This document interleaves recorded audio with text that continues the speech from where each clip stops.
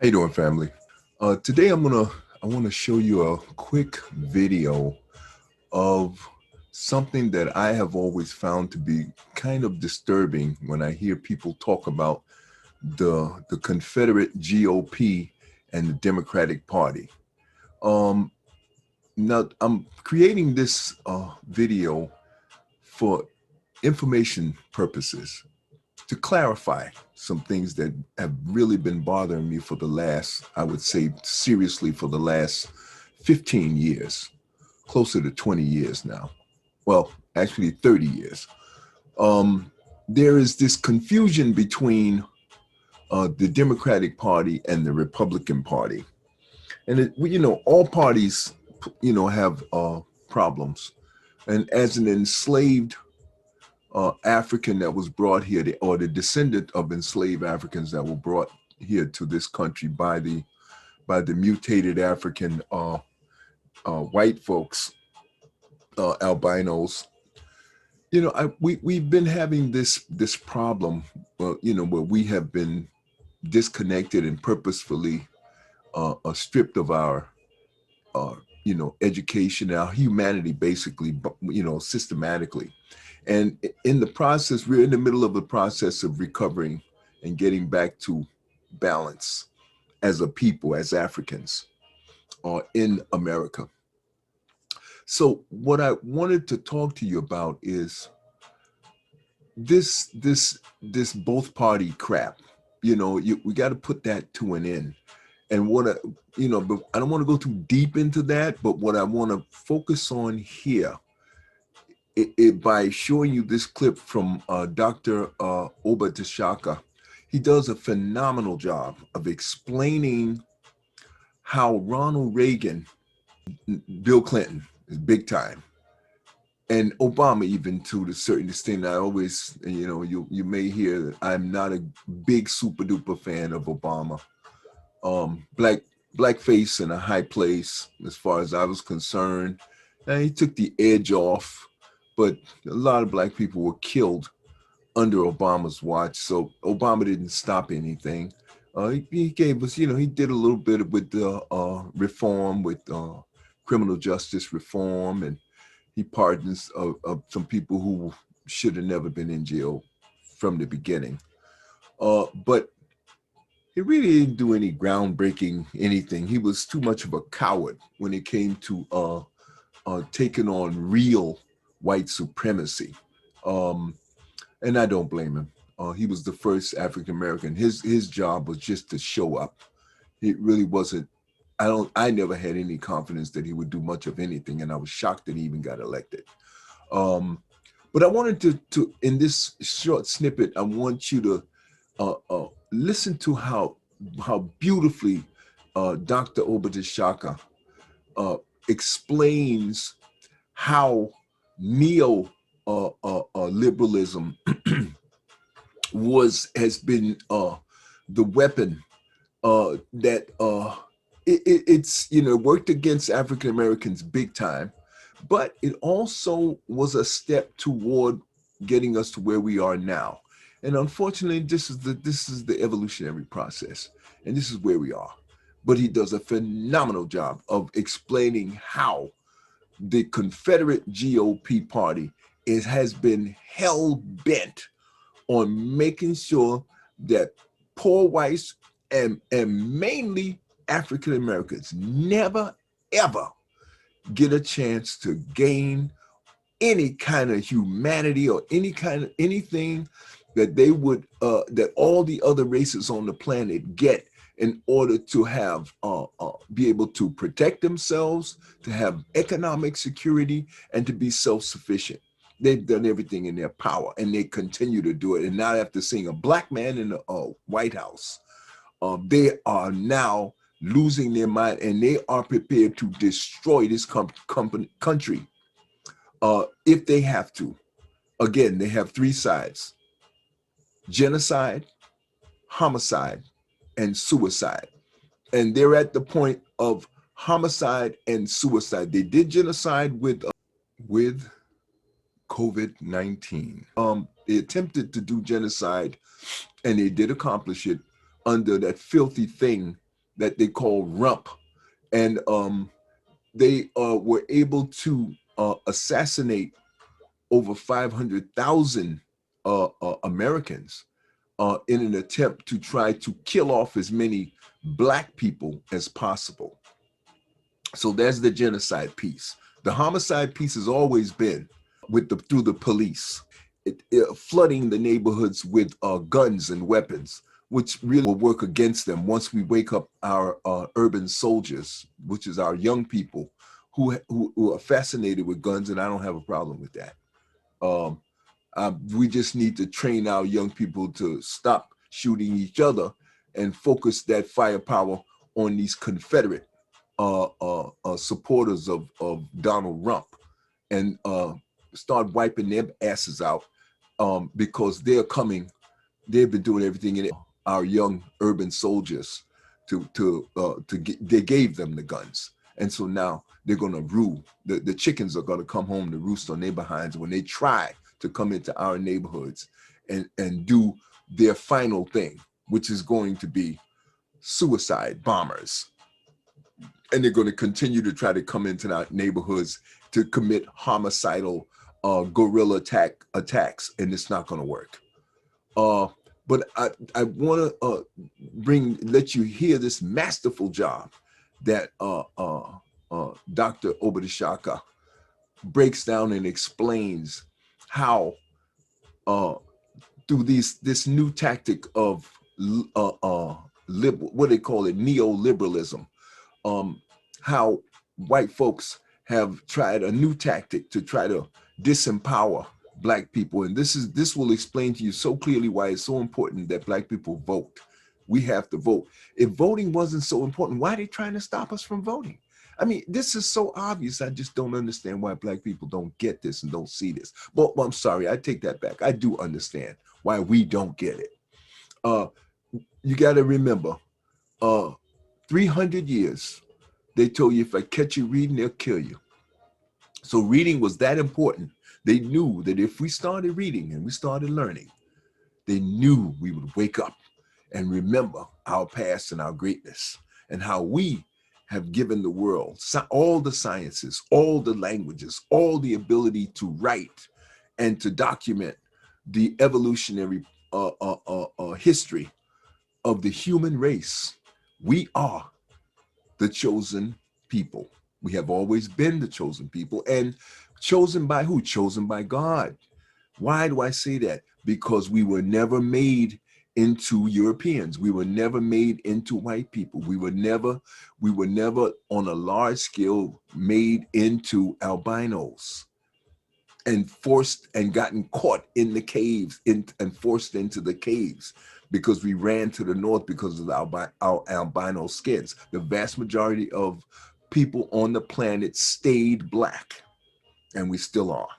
These Europeans that are running around, they don't know their history. They don't know who they were. They are nothing but mutated Black people who became albinos, were already albinos, went into the caves and came out as these mutated human beings that they are now. But we had blue eyes, we had gray eyes, we had all of my eye colors before they went in, so that ain't nothing new. We had skinny noses before they went in there. Look at the Ethiopians, that ain't nothing new. All right, so and we had straight hair before they went in. That ain't nothing new. But we were never white like that. We were never totally devoid. Well, we were albino is to be totally devoid of melanin. So that ain't nothing new. But the barbarism, the loss of their humanity, they forgot, that they were human beings and what it was like to be human beings. So they lost their spirituality. Okay. And that is what they're slowly but surely starting to remember, that they are the barbarians. They are the Vandals. They are the Hyksos. They are the Anglo-Saxons. They are the mutated Africans. These are all the tribes of the barbarians. Okay? They're the animals. They're the ones that don't know nothing. They're the ones that were crawling on all fours, engaging in cannibalism. Still are. Look at their Catholic rituals. Cannibalism. a lot of symbolically every Sunday, every first Sunday, to remember the remnants of their barbaric culture. Okay.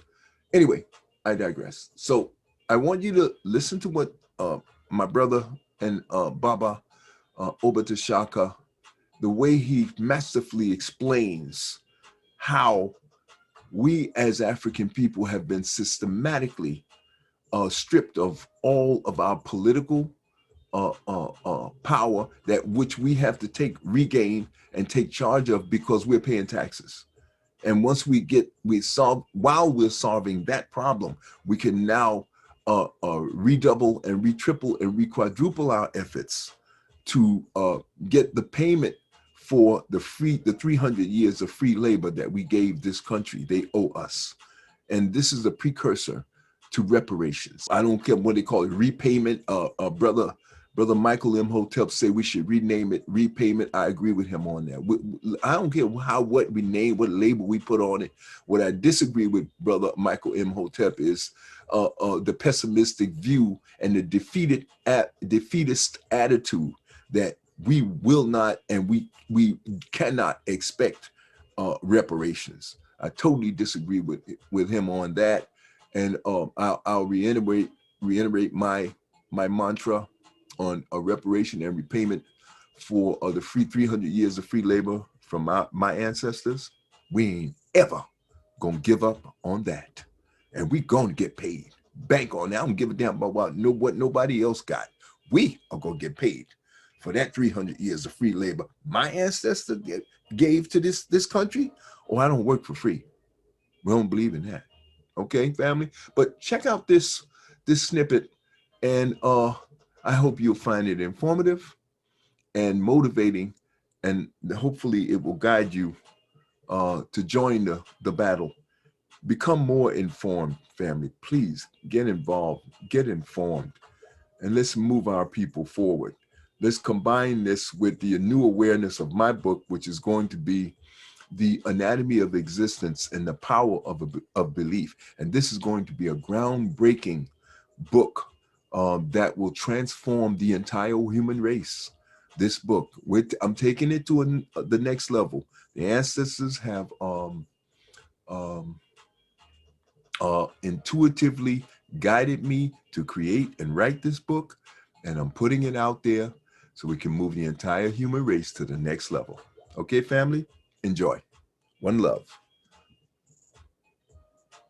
The way I edited it, unfortunately, I had to come in at a part where Professor T'Shaka is describing Ronald Reagan, and kind of basically giving you the underlying basic understanding that which I have always known about Ronald Reagan. He is like a Rush Limbaugh, that filthy thing that just died. Ronald Reagan was a filthy moron who basically was a liberal Democrat until he started making money, and money converts these filthy things into, they're so selfish and greedy and just white supremacists to their core that they transform once they see that they have to actually share their wealth with the people that they made their wealth off of. And so what Professor Dr. Oba T'Shaka is doing here is he's opening up with a description, his description as I share of how ignorant and dumb Ronald Reagan was, much like George Bush Jr. And I think George Bush's father was a little bit smarter way smarter than his son, and 10 times smarter than Ronald Reagan. Ronald Reagan was just a damn moron. But he was the first Rush Limbaugh, and because he had a radio show before he became being the filthy Confederate, because he was the first true Confederate president that we had, who hated our Union because of them daring to make Africans and African Americans equal to whites, breaking the tradition that white supremacy was supposed to put in place to make sure that whites and blacks never, ever work together. And that's why we must unify in a coalition to help to move the entire human race forward. And America is going to be the country that will eventually transform into a more cooperative country that will work in harmony and bring harmony to the world through African Americans and white Americans working together and coming together with the Asians and the Indians, because right now the Asians, China is the superpower on the planet. And when the Asians and the African Americans and the good white Americans come together with China, we will all three come together and finally inculcate the Indians. And the rest of the Europeans are going to snap right in because they're already there. They already know. Most of the European countries already know. America is the only place where most of the barbarians still exist, and the Russians. The Russians are still barbaric as well. And some of the Turkish. The Turkish, they just totally confused because I don't even know why they even think they're white.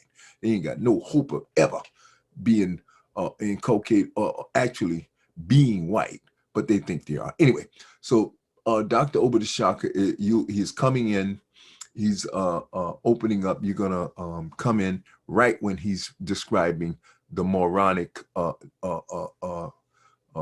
filthy thing, Ronald Reagan. Has been described by his former chief of staff as a cipher president, C-I-P-H-E-R. Cipher means non-entity, an empty shell. Someone that didn't have much going on upstairs, not very smart. He said when you sat in a meeting with Reagan, Reagan just sat there and didn't say anything because he didn't really know what was going on. Yet he has been treated as the extremely important president who shifted the model of the presidency. And it is true, he did strengthen the presidency in some very negative ways, but it wasn't because of his thoughts, but it was because of policies that he adopted. Those policies would be visited on the heads of black, brown, red, yellow, poor white people in this country, and would then be translated to Africa, in case you think that they only do damage to people on the outside. So when Reagan comes into office, he's faced with a number of crises, and crises always present an opportunity for change. And in the United States, those opportunities are rarely for our benefit. Sometimes they are, at least in two historical circumstances they have been. I'll go into one of them today. But this crisis presented the opportunity for creating policies that have proved devastating to Africa and to African American communities. Reagan was faced when he came into office with a crisis of inflation. I remember buying my first house in 1980, the same year Reagan was elected, and a mortgage rate was 16%. And I was lucky to get a mortgage in Richmond, California for 9.5%, which today would be extremely high. So a series of things had caused mortgage interest rates to go up. Prior to him coming into office, Arab countries had got together and formed an Arab oil exporting group called OPEC.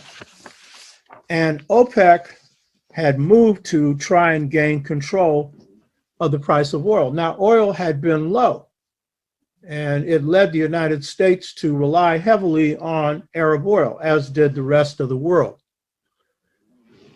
But some things would happen that would pose problems for the American dollar and everything else that would lead to America taking these hostile policies later. In August 15th of 1971, Nixon, on his own, made the unilateral decision to pull out of the Bretton Woods Agreement. Now, this was agreement as I pointed out before and earlier now, that was formed between Western nations at the end of World War II that led to the creation of the IMF and World Bank and other institutions and put America in charge of the global economy. And under the Bretton Woods Accord, the US currency, the dollar, was pegged to gold. And all global currencies were pegged to the dollar. Nixon was faced with a problem. He had the war in Vietnam, and he had all of these various programs that had to be funded, the poverty program, a host of others. So Social Security paid for itself, but a series of other programs. And the dollar wasn't strong enough to do it on its own. And so he then delinked US currency from gold. And he produced what's called instability in the economic markets. And as a result of this, inflation went up. OPEC's put it in a problem because while their oil was cheap, they had to raise the price. And at the same time, they were still not getting the profits that they wanted. And American currency became devalued. One of the reasons that you see housing going up in the 70s and particularly the 80s is that the dollar's worth less. And whereas you could buy a Victorian in the Fillmore, which was a huge building, beautiful, a lot of Black people bought them for $35,000 in the 70s, today those houses are $2 million. So, and this is also one of the reasons why it's so hard for people to pay for housing now, particularly in the rental market or to buy a house. So all of these decisions create uncertainty. And so Reagan is faced with this when he comes into office, and he turns to an advisor called Milton Friedman. Now, Friedman wrote the introduction to a book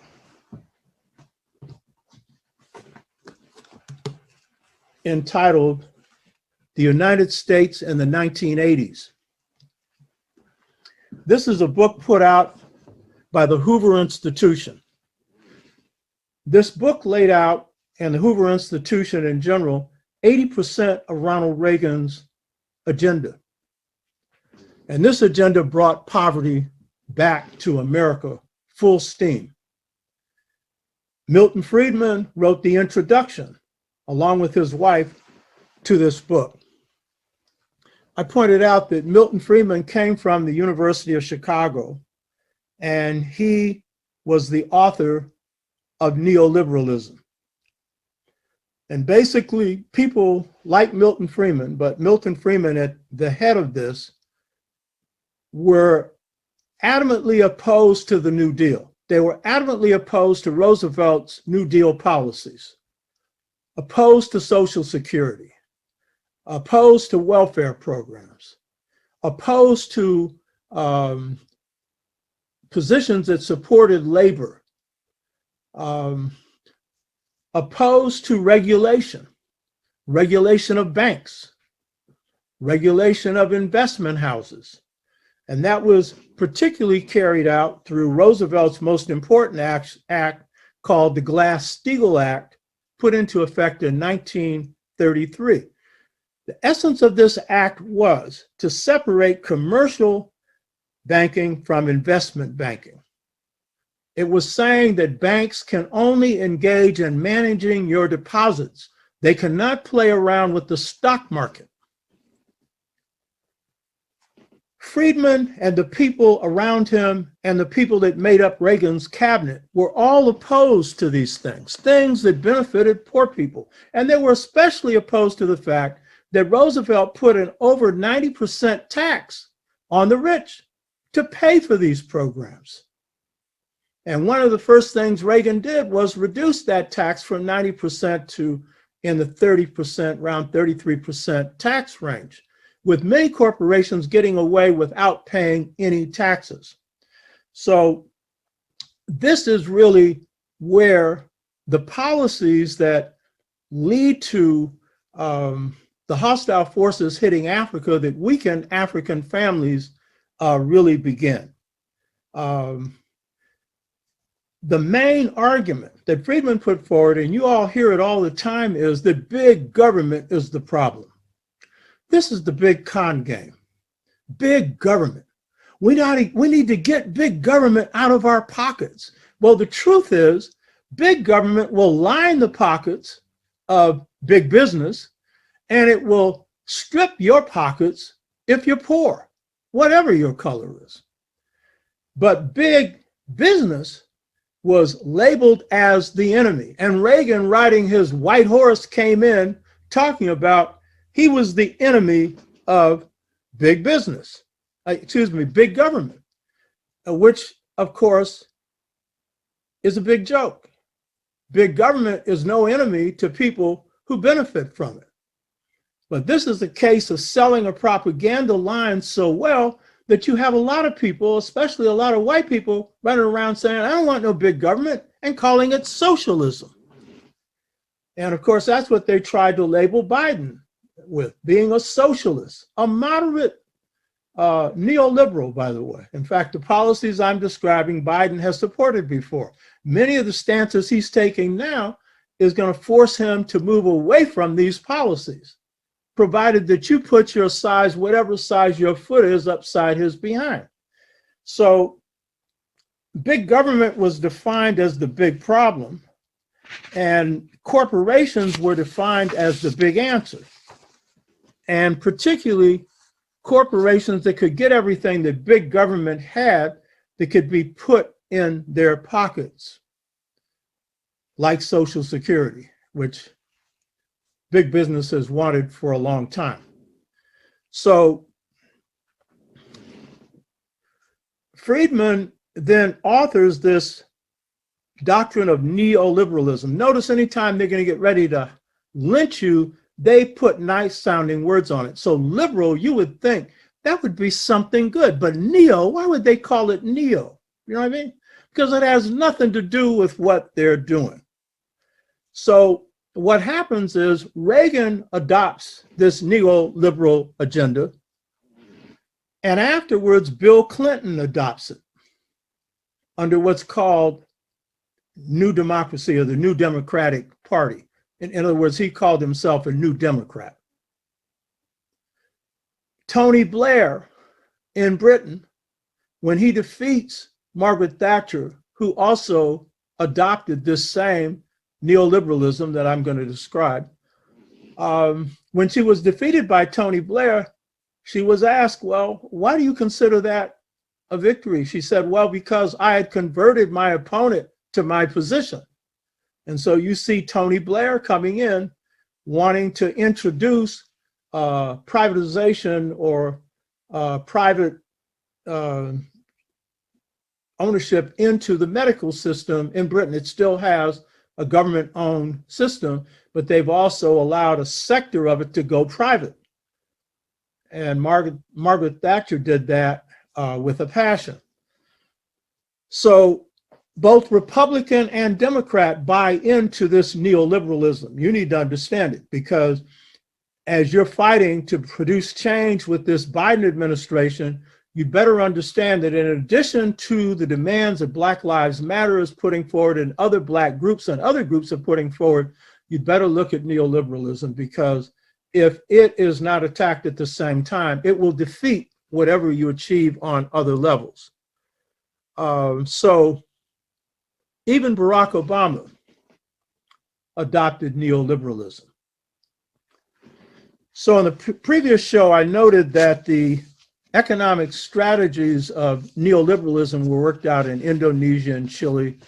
And basically they put in economists in both places, trained in Chile at the University of Chicago and in Indonesia at the University of California, after overthrowing two popular governments, the government of Allende in Chile and Sukarno in Indonesia. Both of these governments were doing things to help their people.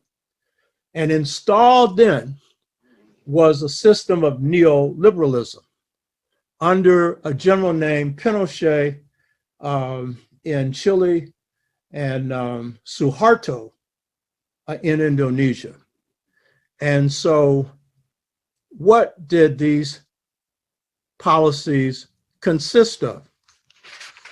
The policies of neoliberalism under Reagan were aimed at doing in the New Deal that benefited poor people, black, brown, red, yellow, and white, middle class as well as working class.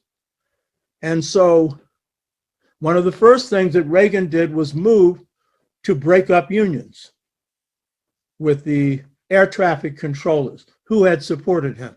When they went on strike, he literally broke that union. That was a part of union breaking that began seriously with Reagan.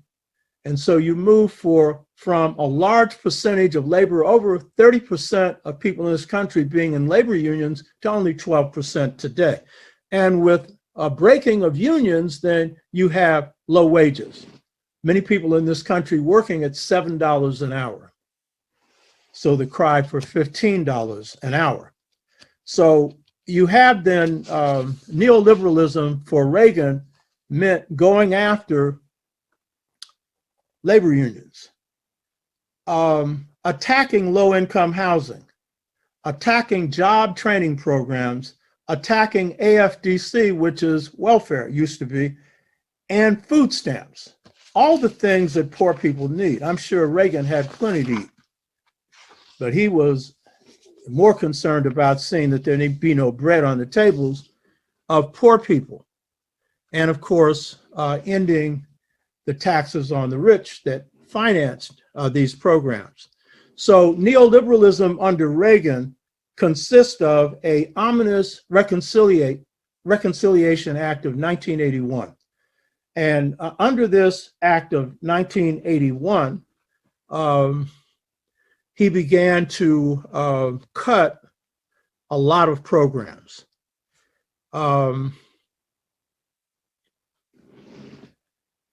Some of these programs that got cut are still with us today. The ominous Reconciliation Act capped or slashed federal funding on a wide variety of social programs. What Reagan does is up the defense budget to a huge level while cutting the programs that benefit the poor. He's upping the defense budget when America has no enemy threatening it. But upping the defense budget is big government going into the pockets of the rich. He's supposed to be against big government, but he's trying to make little government for whatever benefits poor, blacks, people of color. So what we see under neoliberalism is a cutting of funding for low-income housing. And this is key because today, there is no low-income housing being provided by the federal government. There's rent supplement programs and stuff like that. And in fact, he slashed 80% of the budget for low-income housing. At the same time, he slashed 40% programs that funded health care. Now, this country has no health care program, but various programs that benefited the poor around health care were radically slashed. Food stamps were cut by 700,000. And if you recall, under Trump, he had cut 700,000 and was promising to cut more. So basically, what Reagan does is reintroduce poverty into America without a depression. He creates it on the backs of poor people. Clinton would follow the same neoliberal policies as Reagan, and he would end Glass-Steagall, which is the legislation I pointed out that it restricted banking to commercial banking.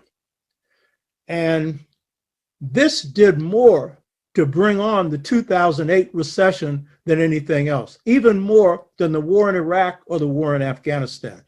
Because once deregulation occurs, which means once the corporations are allowed, in the case of banks, to take your money, of course, you'll agree to this, but they'll lie to you and tell you that here, you can take your money and we'll invest it in the stock market. And there's a good chance for you having a return on your investment. The only problem is that will not be insured by FDIC, which now insures deposits up to $250,000. That insurance went up as a result of the collapse of the financial sector in 2008. So as a result, what you see when Clinton allows Glass-Steagall to be ended, for a short time, the economy goes up. People are talking about how good he was. They got a lot of jobs. But the fact is, these were largely low-paying jobs. But in short time, the economy comes down crashing. And these same people who argue neoliberalism, that big government is the enemy, called on big government to rescue the banks, to rescue all the investment houses, but to leave the rescue of homeowners alone. Blacks lost 40% of their housing wealth that they had only just started to accumulate as a result of big government working for big business, while blacks, brown, red, yellow, and poor people got literally no government, got put in the hole. So this is neoliberalism in a nutshell. It's a set of policies that work to impoverish America in the name of protecting America from big government, in the name of protecting America from socialism. By the way, in America, you have socialism for the rich, and you have really nothing for everybody else, because literally, they're not just getting an equitable share of the wealth, they're getting most of the wealth. Today, 1% of the American rich control at least 50% of the wealth of this country, 1%. And a handful, 6 of the wealthiest people in the world, control half of the wealth of the world. So there's no objection to big corporations. There's no objection to a big defense budget. There's no objection to anything big as long as it goes in the right place. And that's why they want your Social Security, because it's trillions of dollars that you've paid, and that will be some big money that can go into the pockets of the rich. So what we see then is these policies of neoliberalism worked out in the United States and continuing to be carried out, though there are moves now to try and reverse them. Right now, Biden has bought into the idea of taxing the rich. They need to be taxed heavily if you're going to really be able to put together any serious programs, especially this infrastructure program that is coming down the road.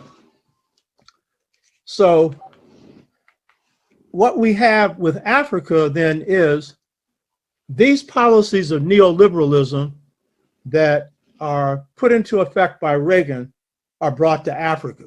And they're brought to Africa under what's called SAP, Structural Adjustment Programs.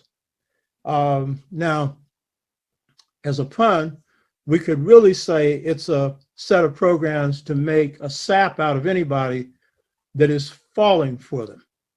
However, as you're going to see, Africa that ended up finding itself under structural adjustment programs, which I would also call structural adjustment lynching.